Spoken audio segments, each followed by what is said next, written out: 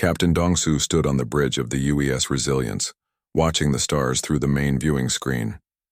His ship was humanity's pride and joy, the first vessel capable of traveling faster than light.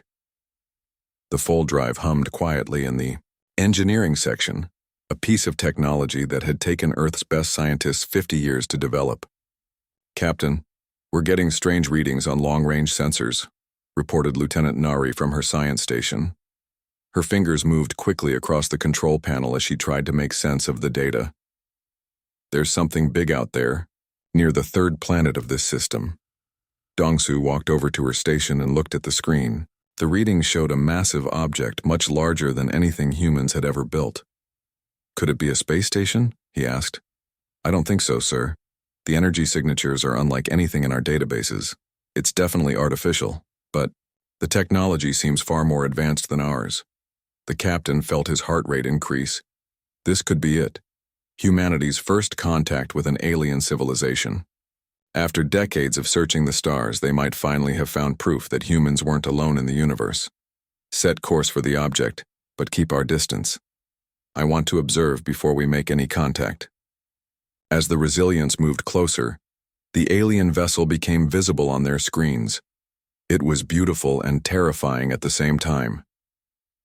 The ship was 3 times larger than their own, with smooth curves and a hull that seemed to shimmer with its own light. No sharp edges or rough surfaces like human ships. This was clearly the work of a much more advanced species. "Captain, they're scanning us," Nari reported. "Their sensors are incredibly powerful. They're learning everything about our ship in seconds." Before Dongsu could respond, his communications officer spoke up. "Sir, we're receiving a transmission. It's in perfect English." "Put it on speakers." A cold, mechanical voice filled the bridge. "Primitive vessel, you will halt your approach immediately. I am Admiral Kiwan of the Keth Empire. You are trespassing in claimed territory." Dongsu straightened his uniform and signaled for the communication channel to be opened. "This is Captain Dongsu of the United Earthship Resilience. We come in peace and wish to establish peaceful contact." There was a pause, then what sounded like laughter. "Peace? You small creatures with your metal boxes think you can negotiate with the Keth Empire? Your species has barely learned to travel between stars." On the main screen, a new image appeared. It showed a tall reptilian being with dark scales and glowing yellow eyes. Admiral Kiwan looked at them with obvious disgust and amusement. "Your ship is made of simple metals and powered by chemical reactions. Your weapons are primitive projectile throwers. You are like children playing with toys," the alien continued. "However, the Empire is generous. Submit now, and your species will be allowed to serve as workers in our mines."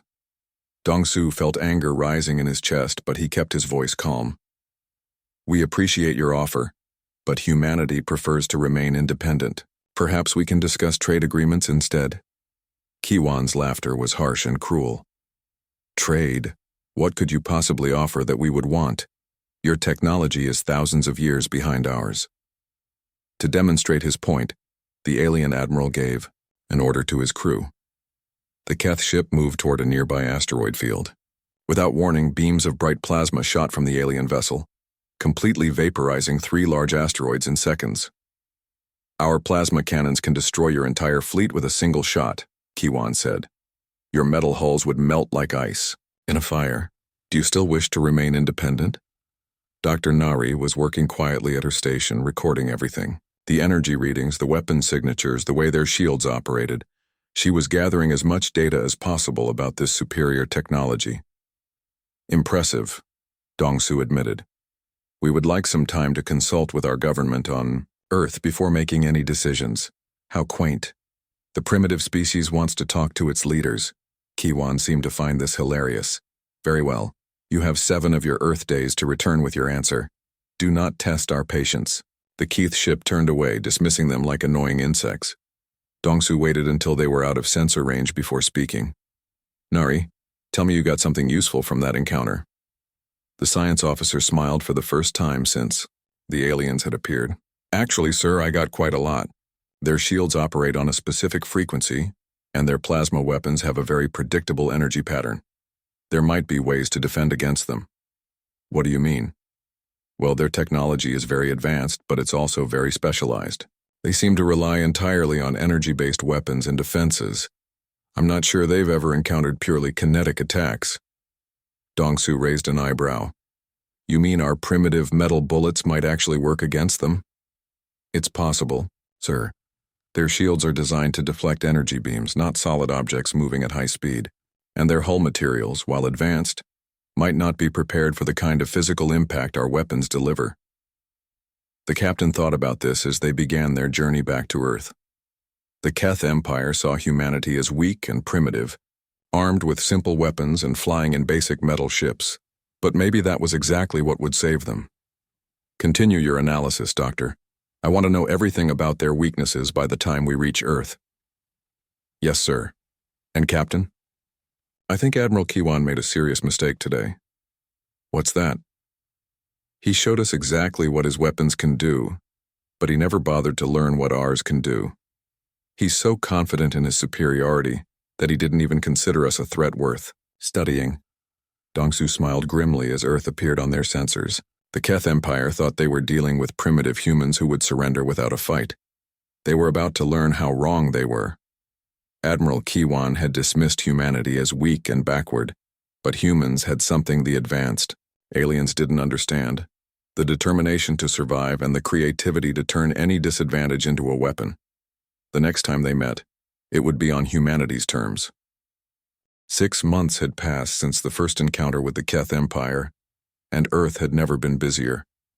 In secret military facilities around the planet, thousands of scientists and engineers worked day and night on humanity's defense. The 7 days Admiral Kiwan had given them were long over, but no human ship had returned to surrender. General Hyunwoo stood in the main command center deep beneath the Rocky Mountains, watching dozens of screens showing the progress of their preparations. "Report," he ordered. Engineer So Min looked up from her workstation, her eyes red from lack of sleep. "The new armor plating is ready, sir. We've tested it against simulated plasma weapons, and it can absorb the energy without melting. The ships won't be pretty, but they'll survive hits that would vaporize our old hulls. And the weapons? That's where it gets interesting, General. Dr. Nari's analysis was correct.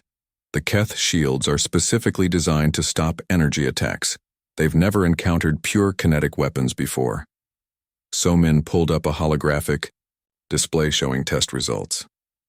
"Our railguns can punch right through their defenses." Admiral Su-jin entered the command center, still wearing her spacesuit from a training mission. "The fleet is as ready as we can make it, General. 23 ships all retrofitted with the new armor and weapons.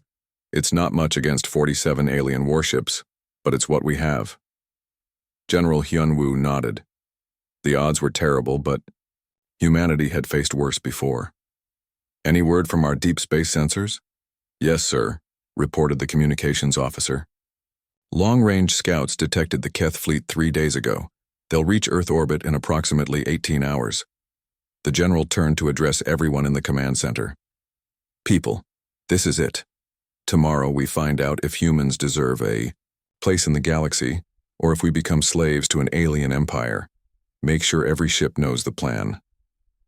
Far above Earth's atmosphere, Admiral Su-jin floated in the zero gravity of her flagship's bridge. The UES Defiance was the largest ship in humanity's fleet, though it looked crude compared to the elegant alien vessels they would soon face. Its hull was covered in thick angular armor plates and bristling with weapons that had been designed for asteroid mining and planetary defense. "Admiral, the enemy fleet is entering the outer solar system," reported her tactical officer. 47 ships, just as our intelligence predicted. Su-jin studied the enemy formation on her main screen.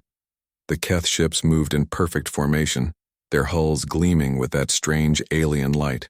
They looked confident, almost lazy in their approach to Earth.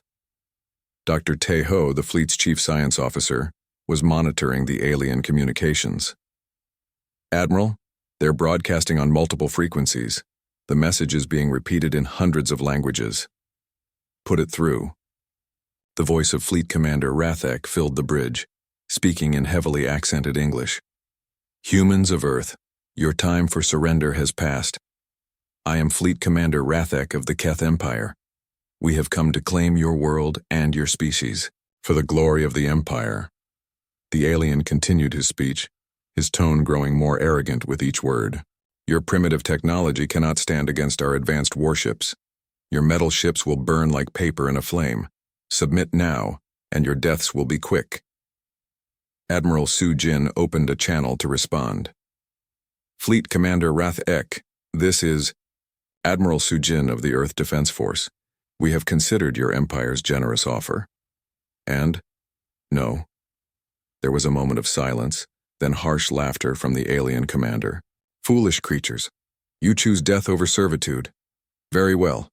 All ships begin the bombardment. Show these primitives the power of the Keth Empire." The alien fleet spread out into attack formation, their weapons beginning to charge with deadly energy. Plasma cannons that could vaporize mountains powered up, ready to turn Earth's cities into clouds of radioactive ash, but Admiral Su Jin was ready for them. "All ships, activate defensive positions, execute Plan Alpha."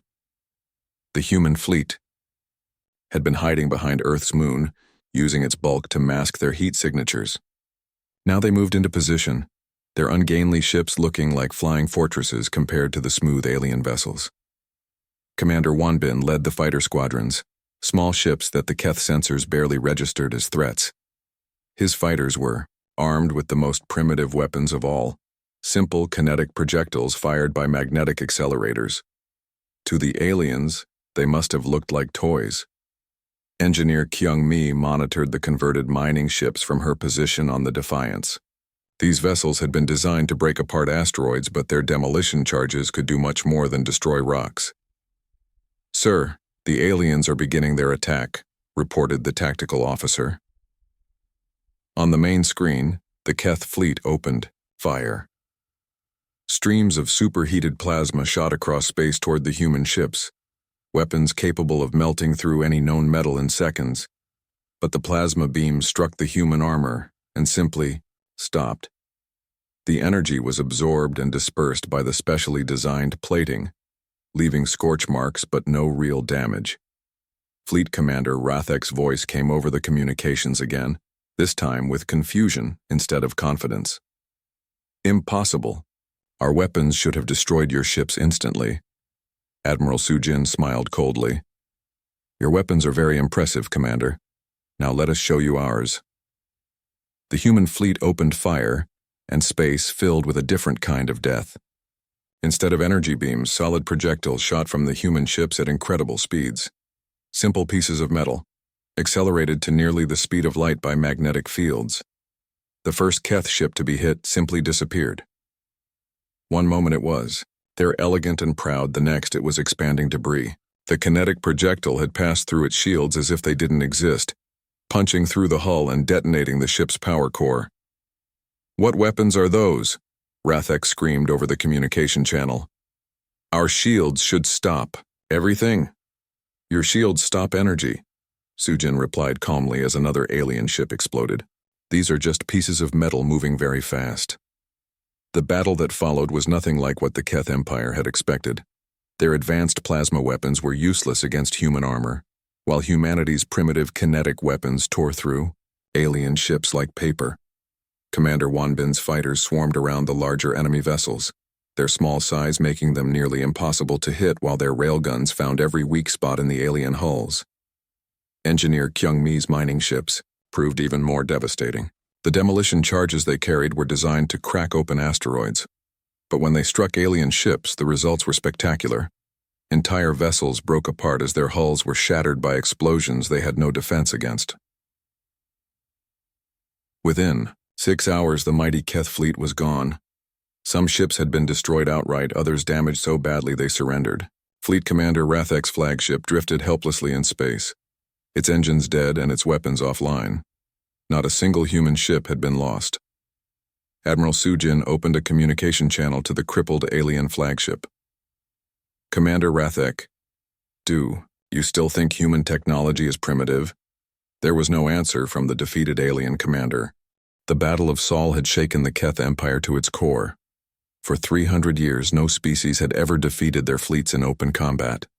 The loss of 47 warships to a supposedly primitive race was unthinkable, yet the evidence was undeniable. High Admiral Zexmoth paced in his command chamber aboard the massive Keth dreadnought Supremacy.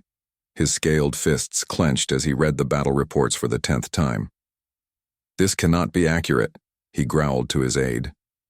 47 ships destroyed by metal-throwing primitives? "The data has been verified multiple times, High Admiral," replied War Commander Thekrul, his most trusted officer.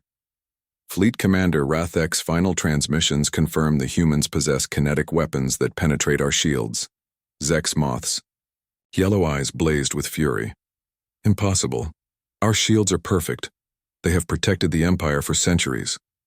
"Perfect against energy weapons, sir. But these humans use solid projectiles accelerated to enormous speeds. Our shields simply cannot stop physical matter moving at such velocities."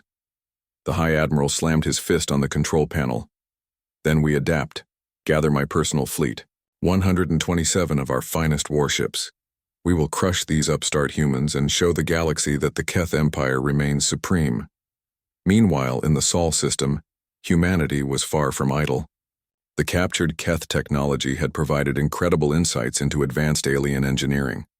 Dr. Chang Ho led a team of scientists working around the clock to understand and improve upon the alien designs. "The Keth fold drive is remarkable," Chang Ho explained to Admiral Su Jin as they toured the research facility. "But like all their technology, it's overly complex. We've simplified the design and actually made it more efficient." Captain Min Seo, recently promoted after her heroic actions in the battle, studied the new ship designs. "These hybrid vessels look incredible, Doctor. How do they compare to pure Keth ships?" "Faster, more maneuverable, and much harder to detect," Chang Ho replied with pride. "We've combined Keth technology with human engineering principles. The result is something neither species could have built alone." Admiral J. Wan, now in command of Earth's expanded defense forces, was planning something unprecedented. "We're not going to wait for them to attack us again," he announced to his staff. "This time we choose the battlefield." The plan was audacious. Using their new hybrid ships and advanced sensors, humanity would detect the incoming Keth fleet long before it reached Earth. Then, instead of defending their home system, they would lead the aliens into a trap among the asteroid belts of the outer solar system. Tactical Officer Yunbi coordinated the complex operation from Earth's command center. "Sir, our long-range scouts have detected the Keth fleet, 127 ships, including what appears to be a massive command vessel." "Excellent," Admiral J1 replied. "Signal all units. Operation Dark Space is now active." 3 weeks later, High Admiral Zexmoth's fleet arrived in the Sol system, expecting to find a desperate enemy cowering behind their home planet. Instead, they found empty space. "Where are they?" Zexmoth demanded. "Scan every planet, every moon. The human fleet must be hiding somewhere." War Commander Thekrul studied the sensor readings carefully. "Sir, we're detecting no large ships anywhere in the system. Some small mining operations in the asteroid belt, but nothing that could threaten us. Then they fled like cowards. No matter. We will bombard their planet until they surrender." But, as the Keth fleet moved toward Earth, they were being watched. Commander Sangwook floated in the command chair of his new stealth ship, the UES Shadow. Around him, 19 other vessels waited in complete silence among the asteroids. These ships were invisible to Keth sensors, their hulls coated with materials that absorbed all forms of detection. "Ghost Squadron, this is Shadow Leader," Sangwook whispered into his communicator. "Enemy fleet is entering the kill zone. Prepare to execute." The Keth ships moved through the asteroid field in perfect formation.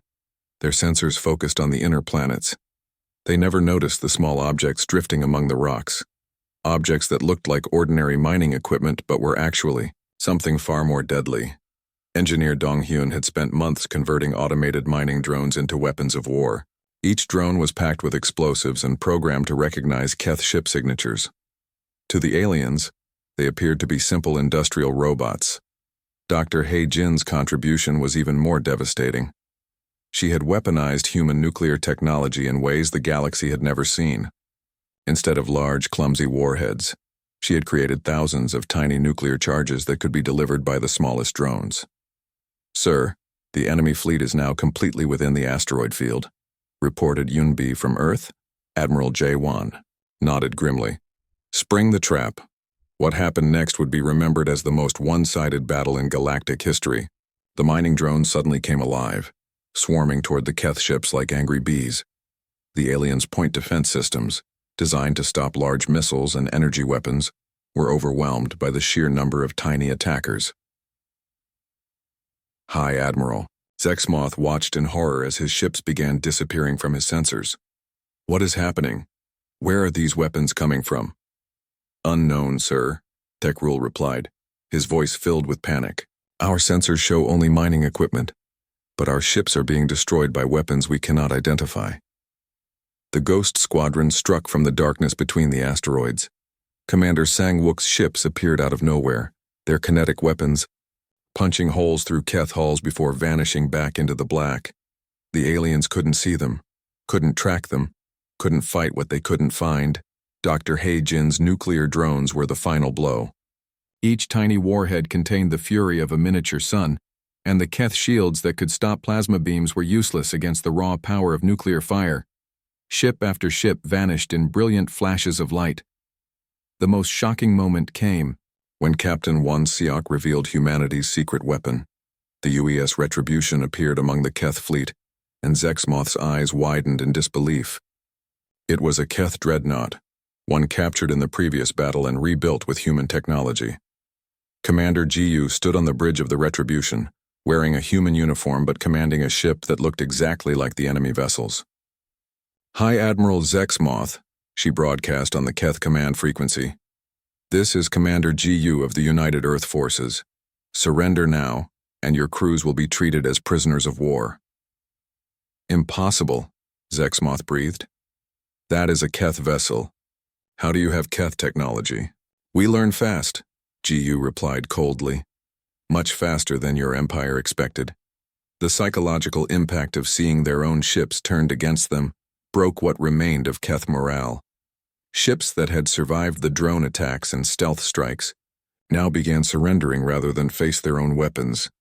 High Admiral Zexmoth's flagship was the last to fall, surrounded by human vessels that had appeared from nowhere, damaged beyond repair by weapons he couldn't understand. The proud alien commander faced a choice between death and surrender. He chose neither. In a final act of defiance, Zexmoth activated his ship's self-destruct system, taking himself and his remaining crew into the darkness rather than admit defeat to a primitive species.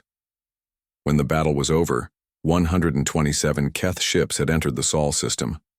None left. The second fleet of the mighty Keth Empire had simply vanished into the black void of space, leaving no survivors to report what they had found. Humanity had not just won another victory, they had sent a message to the entire galaxy. Underestimate humans at your own peril, for they possessed something more dangerous than any advanced technology: the ability to turn any situation into their advantage. The news of High Admiral Zexmoth's disappearance sent shockwaves through the Keth Empire. 2 fleets, nearly 200 of their finest warships, had vanished without a trace in the primitive Sol system. Emperor Kethrak himself called an emergency council to address the crisis.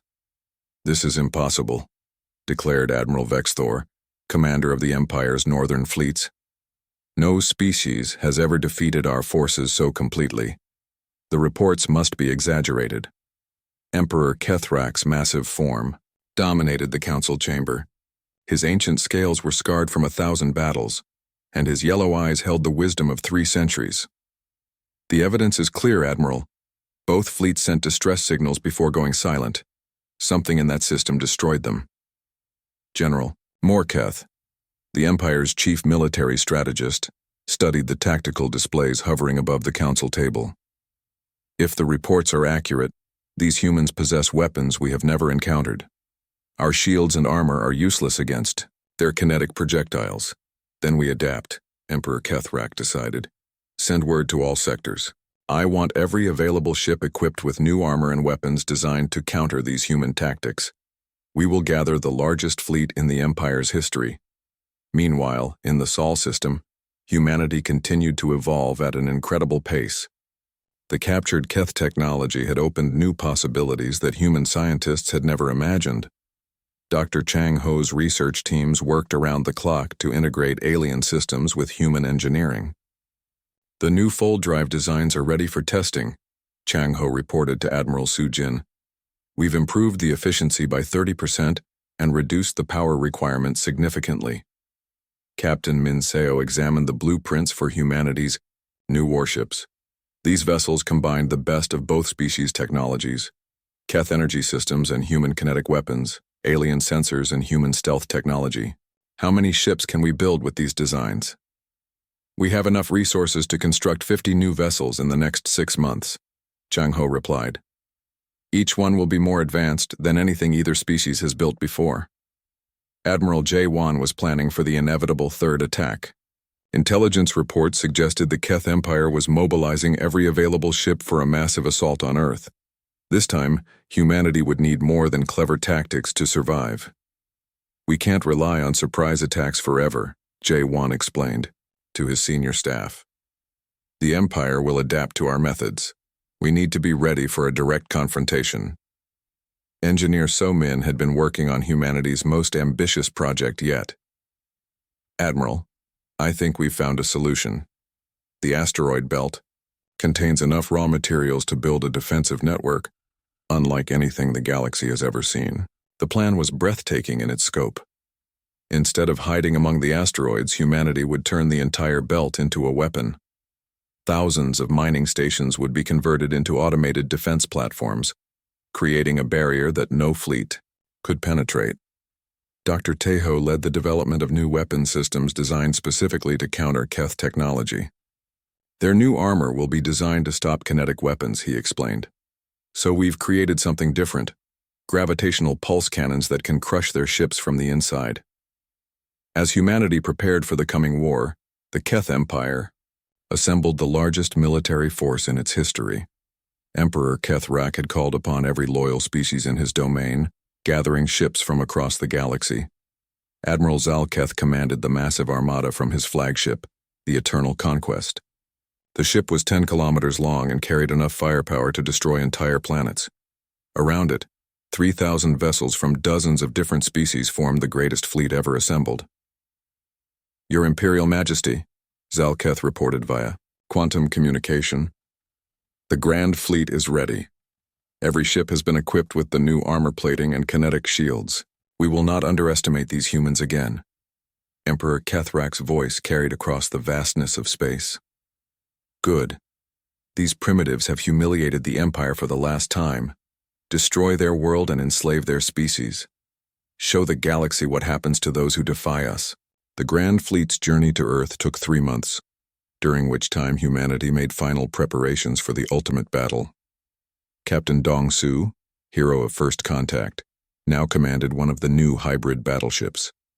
His vessel, the UES Determination, was armed with weapons that no Keth engineer could have imagined. All stations report ready, Captain, announced his tactical officer, Lieutenant Kyung Mi. The gravitational pulse cannons are charged and the new stealth systems are online. Commander, Won Bin led the fighter squadrons from his new command ship. The small craft had been completely redesigned using Keth technology, making them faster and more deadly than ever before. Fighter command ready, sir. 300 ships armed with quantum torpedoes. Dr. Nari, now promoted to admiral after her crucial intelligence work, coordinated the overall defense strategy. All defensive platforms are online. The asteroid belt has been turned into the largest fortress in human history. The Keth Grand Fleet arrived at the edge of the Sol system, like a plague of metal locusts. 3,000 ships spread across space, their hulls gleaming with new armor designed to stop humanity's kinetic weapons. Admiral Zalketh was confident that this time would be different. Begin long-range bombardment, he ordered. Destroy every human installation before they can respond. But as the alien fleet moved toward Earth, they discovered that humanity had learned new tricks.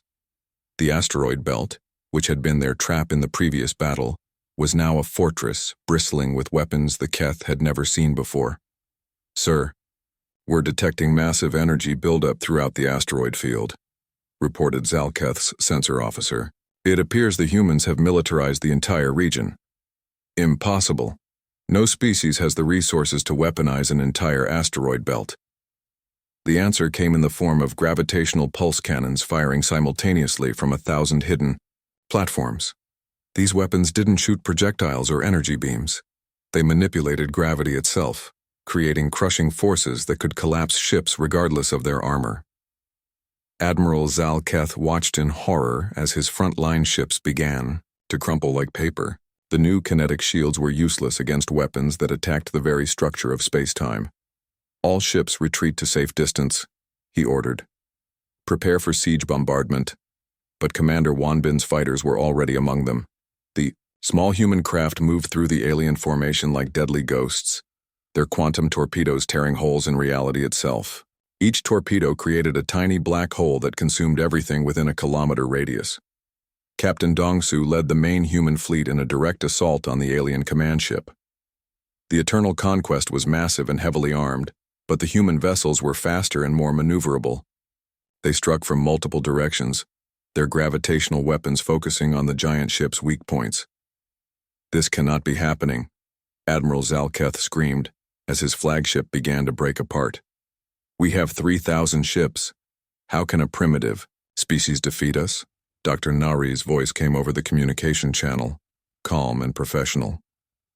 "Admiral Zalketh, this is Admiral Nari of the Earth Defense Force. Your fleet is defeated. Surrender now, and your crews will be spared." "Never. The Keith Empire does not surrender to primitives. Then you will join your predecessors in the darkness." The battle raged for 12 hours, but the outcome was never in doubt. Humanity's new weapons and tactics proved superior to everything the Keth Empire could deploy. One by one, the alien ships were destroyed or captured, their crews taken prisoner or killed. Admiral Zalketh's flagship was the last to fall. Surrounded by human vessels and with his ship breaking apart around him, the proud alien commander finally understood the truth. Humanity wasn't primitive. They were evolutionary.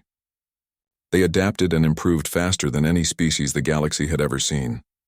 As the Eternal Conquest exploded in a brilliant fireball, the message was clear to any who might challenge Earth in the future.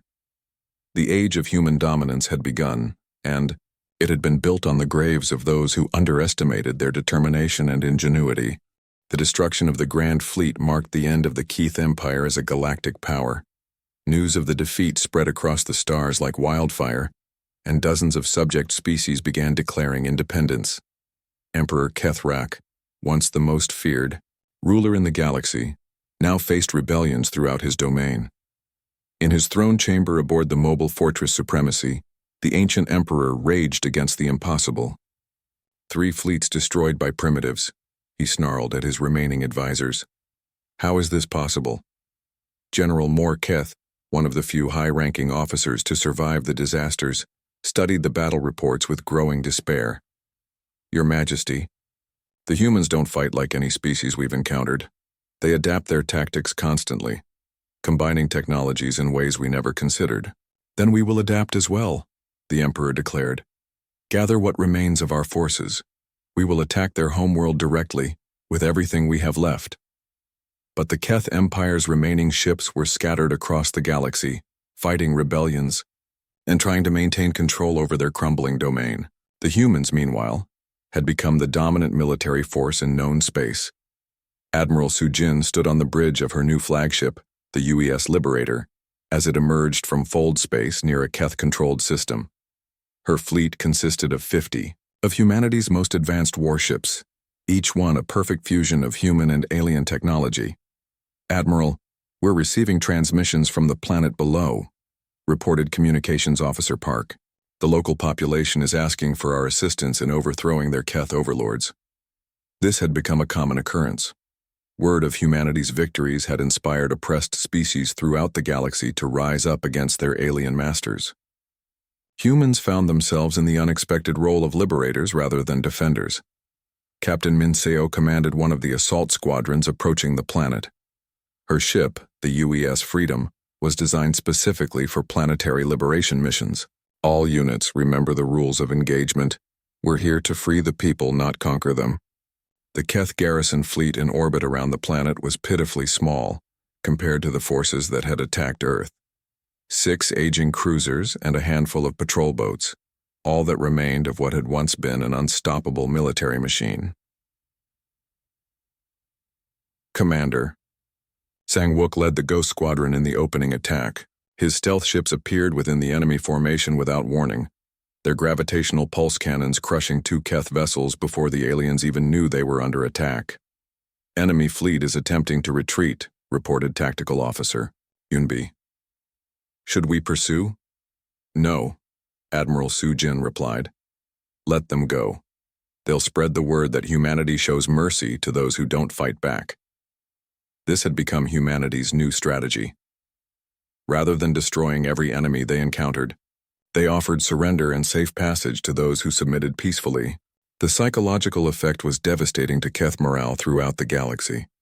Dr. Heijin monitored the liberation from her laboratory ship. Her latest weapons were so advanced that they barely needed to be used. The mere threat of gravitational collapse or quantum torpedoes was enough to convince most Keth commanders to surrender without a fight. The planetary defense grid has been shut down, she reported. Local forces are standing down and requesting humanitarian aid. Engineer Dong Hyun coordinated the relief efforts from his converted construction ship. Within hours of the battle's end, human vessels were delivering food, medical supplies, and technology to the liberated population. This wasn't conquest. It was genuine liberation. Meanwhile, in the depths of space, Emperor Keth Rak gathered the last remnants of his once mighty empire. Fewer than 200 ships remained under his direct control, and many of those were damaged or operating with skeleton crews. Your Majesty, Admiral Kexthor reported from his battered flagship. Our spies report that the humans have liberated 17 more systems this month. Our forces are retreating on all fronts. The Emperor's ancient eyes burned with desperate fury. Then we will strike at the heart of their power, prepare the fleet for a direct assault on Earth itself.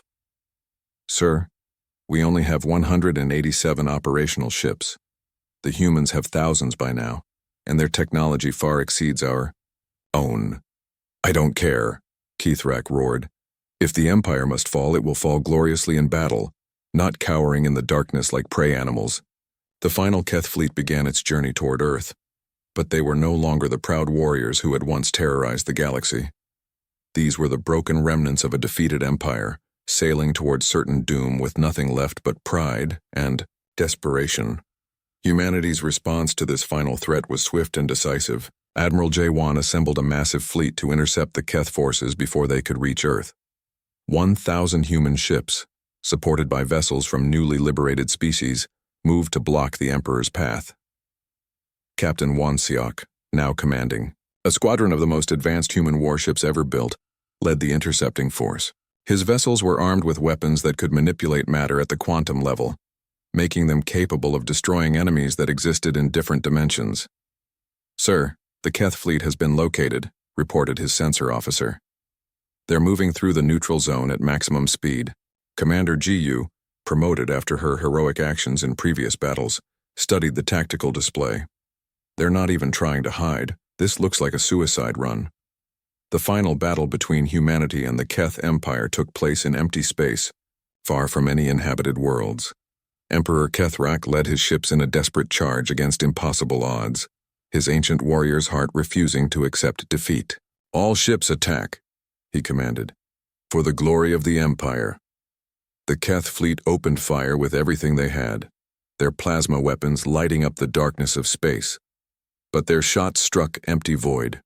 The human ships had learned to exist partially outside normal space-time, making them nearly impossible to hit. Admiral Jae-won's response was measured and professional. All units disable enemy ships where possible. Take prisoners if they surrender. The battle was over in minutes. Human quantum weapons simply erased Keth ships from existence, while gravitational pulse cannons crushed those that tried to flee. Within an hour, the once mighty Keth Empire had been reduced to floating debris and a handful of escape pods.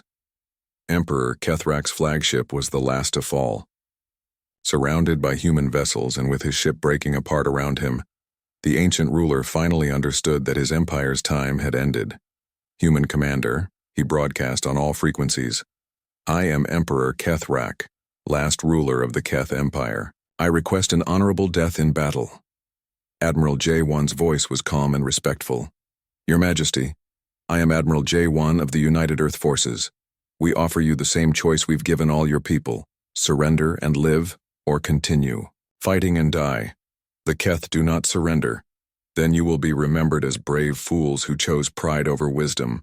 The Emperor's flagship exploded in a brilliant flash of light, taking with it the last symbol of an empire that had once ruled half the galaxy. In the wreckage, human rescue ships searched for survivors, offering medical aid even to their former enemies. The age of the Keth Empire was over. In its place, a new era had begun, one where humanity stood as the galaxy's dominant power, not through conquest and oppression, but through liberation and cooperation. As the human fleet began its journey home, signals were already being sent to Earth from dozens of star systems. Former subjects of the Keth Empire were requesting membership in humanity's growing alliance, seeking protection and partnership with the species that had freed them from centuries of slavery. The galaxy had learned a hard lesson. Never underestimate a species simply because their technology appears primitive. Humanity had proven that intelligence, adaptability, and determination were more powerful than any weapon, and those who challenged them would vanish into the darkness of space, leaving nothing behind but cautionary tales for future generations.